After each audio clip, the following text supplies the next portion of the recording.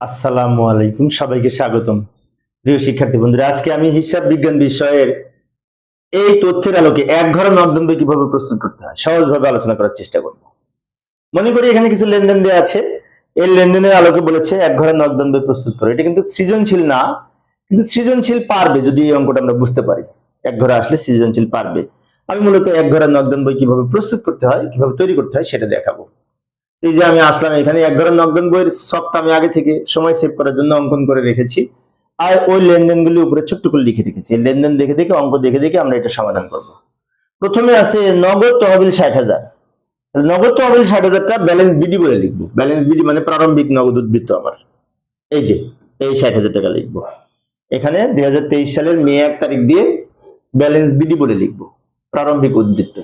তবে এখানে একটি কথা আছে, পূর্বের ক্লাসে আমি বলেছিলাম, যদি বলা হতো নগদ এত টাকা নিয়ে ব্যবসা শুরু করা হলো, আরম্ভ করা হলো, তাহলে কিন্তু এখানে ব্যালেন্স বিডি লিখতাম না আমরা, তখন লিখতাম মূলধন হিসাব। যদি বলা হয় এত টাকা নিয়ে ব্যবসা আরম্ভ করা হলো, আর যদি বলে নগদ উদ্বৃত্ত এত টাকা, প্রারম্ভিক উদ্বৃত্ত এত টাকা, এরকম কিছু যদি থাকে তখন ব্যালেন্স বিডি বলে লিখবো। এরপরে 5 তারিখে আকিবের নিকট পণ্য বিক্রয়।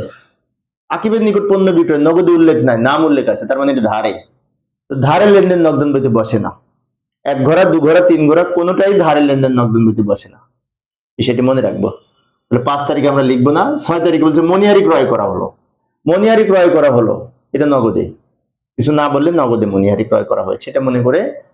মনিহারি ক্রয় করলে নগদ টাকা কমবে, ক্রেডিট দিকে আমরা লিখবো 8 তারিখ দিয়ে মনিহারি হিসাব বলে এই নগদের ঘরে টাকা লিখবো। এক ঘরের নকশা তো জানি যে একটা একটা টাকার ঘর থাকে, আর মোট কলাম হচ্ছে 10টি। তারিখ প্রাপ্তি সমূহ, এখানে রসিদ নং খতিয়ান পৃষ্ঠা টাকা, আবার ওদিকে তারিখ প্রদান সমূহ ভাউচার নং খতিয়ান পৃষ্ঠা টাকা। এরপরে 10 তারিখ, 10 তারিখে দেনাদারের নিকট হতে প্রাপ্তি মানে আমি পেয়েছি, তার মানে আমার নগদ টাকা বাড়ছে। ডেবিট দিকে লিখবো দেনাদার হিসাব বলে 2,000 টাকা, না 2,000 না, 30,000 টাকা ডেবিট দিকে লিখবো। 20 তারিখে পাওনাদারকে পরিশোধ, নগদ টাকা কমে গেছে, ওই দিকে লিখবো পাওনাদার হিসাব বলে এই 20,000 টাকা। পাওনাদারকে পরিশোধ করলে কমে যায়, সেজন্য। এরপরে আরেকটা আছে ক্রেডিট দিকে, এই যে যন্ত্রপাতি ক্রয় করা হলো, যন্ত্রপাতি ক্রয় করলে নগদ টাকা কমে, ওদিকে লিখবো যন্ত্রপাতি হিসাব বলে নগদের ঘরে। উপভাড়া পাওয়া গেল, উপভাড়া পাওয়া গেলে নগদ টাকা বাড়ে। উপভাড়া কি? উপভাড়া হচ্ছে, মনে করি আমি 5টা রুম বিশিষ্ট একটা ফ্ল্যাট ভাড়া নিয়েছি, একটা রুম আমার কাজে লাগে না, আমি কাউকে ভাড়া দিয়েছি, দেখেন সাবলেট বলে। তো তার কাছ থেকে তো আমি ভাড়া পাবো, মালিক না। এই যে আমি ভাড়া পাচ্ছি, আমি ভাড়া নিয়ে আরেকজনকে ভাড়া দিয়েছি, সেখান থেকে ভাড়া পাচ্ছি, এটাকে বলা হয় উপভাড়া বা সাবলেট। এটা আয় প্রাপ্তি, যেহেতু পাওয়া গেছে ডেবিট দিকে লিখবো। উপভাড়া হিসাব বলে 8,000 টাকা পাওয়া গেছে, তাই ডেবিট দিকে লিখবো। সব লেনদেন শেষ লেখা। ডেবিট দিকে লিখেছি প্রাপ্তি সমূহ, ক্রেডিট দিকে লিখেছি প্রদান সমূহ। এবার যোগ করব, বাম দিক দাগ দিব, ডান দিক দাগ দিব। এখন অনেক শিক্ষার্থী যে এক ঘরে নকশা বইয়ের এই সাইড বড় না ওই সাইড বড়, এটা আমরা একটু দেখি, তাই না? কিন্তু একটা কথা আছে, এটা যদি দু ঘরে নকশা বই করতাম তাহলে ব্যাংকের যোগ বিয়োগ করার সময় দেখবো কোন সাইড বড়।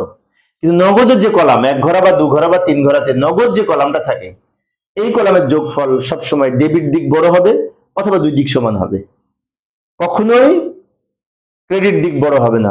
নকশা বইয়ের নগদ উদ্বৃত্তের কখনো ক্রেডিট দিক বড় হবে না, সেজন্য নিঃসন্দেহে ডেবিট দিক বড়। ডেবিট দিক যোগ করে এখানে হবে সম্ভবত 98,000।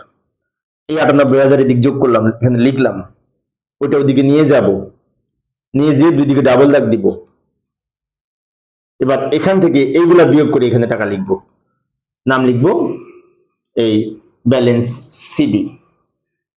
ব্যালেন্স সিডি মে মাসের 31 তারিখ দিব, এটাই আবার এখানে চলে আসবে। এখানে নাম লিখবো ব্যালেন্স বিডি, জুন 1 তারিখ।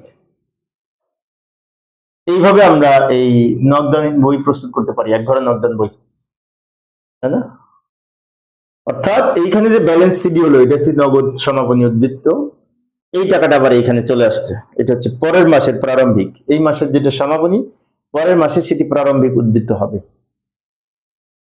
প্রিয় শিক্ষার্থী বন্ধুরা, এই ছিল আজকের আলোচনা। পরের ক্লাসটি দেখার আমন্ত্রণ রইল। খোদা হাফেজ।